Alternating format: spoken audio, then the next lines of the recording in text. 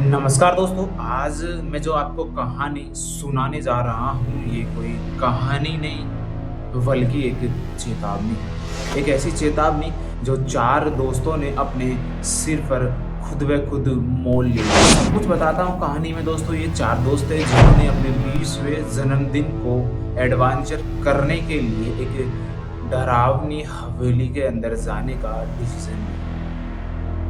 इन्होंने सोचा कि माता-पिता को झूठ बोलकर उस हवेली में जाना हमारे लिए खतरनाक नहीं होगा और भी एडवेंचर बन जाएगा।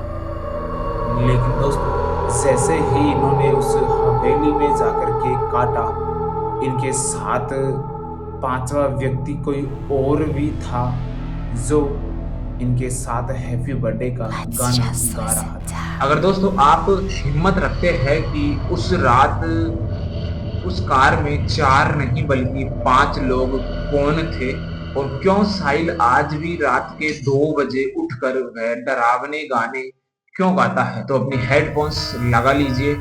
और अगर चैनल पर पहली बार आए हो तो फटाक से चैनल को ज्वाइन कर लो, सब्सक्राइब करके वीडियो को लाइक जरूर कर देना। कहानी शुरू करता हूँ।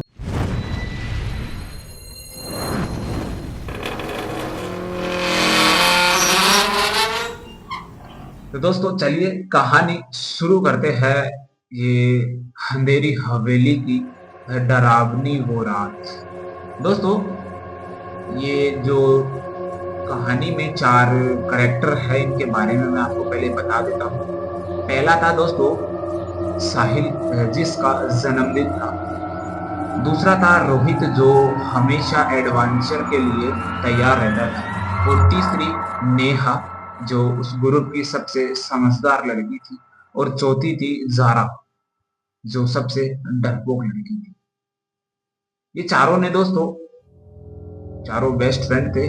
और बर्थडे साहिल का था, ये मनाने के लिए वहां से निकल पड़े। साहिल 20 साल का हो रहा था और उसने जिद पकड़ ली थी कि वह इस बार का बर्थडे इस शहर के शोर से कहीं दूर एक शांत जगह पर मनाना चाहता था।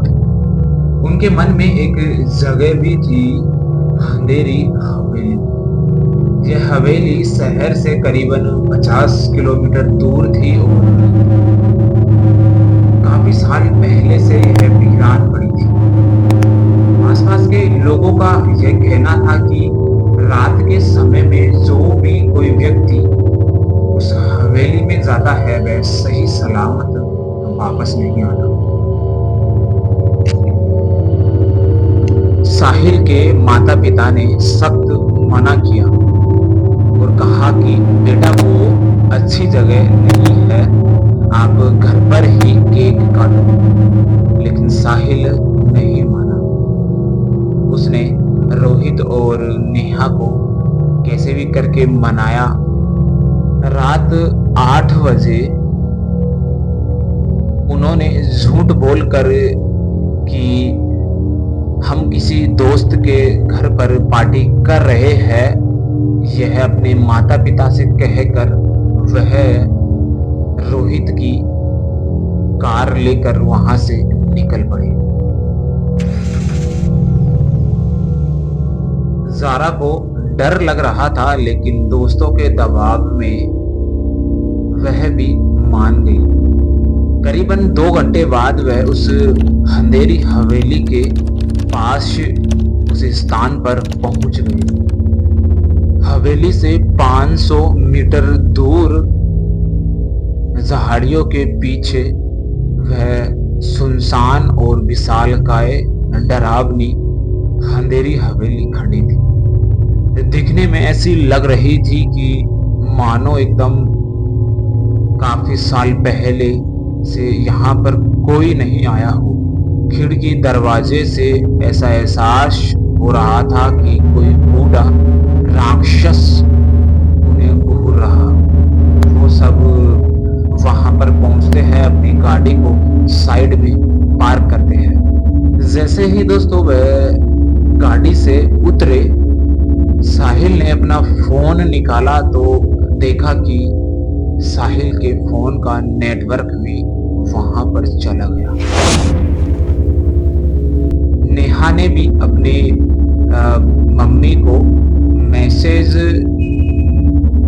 करने की कोशिश करी, लेकिन उसका भी नेटवर्क नहीं आ रहा। साहिल ने गाड़ी में से केक और कोल्ड ड्रिंक निकाली और हवेली के सामने एक टूटी हुई बेंच थी, वहां उन्होंने मोमबत्ती जलाकर केक को रख दिया।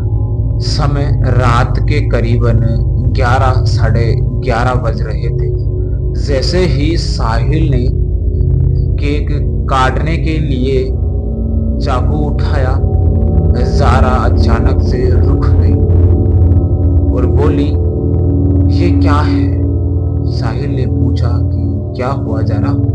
मुझे लग रहा है कि जैसे कोई हमारे साथ गा रहा है, ज़ारा ने डरते हुए कहा। सब चुप हो गए। उन्होंने कान लगाए।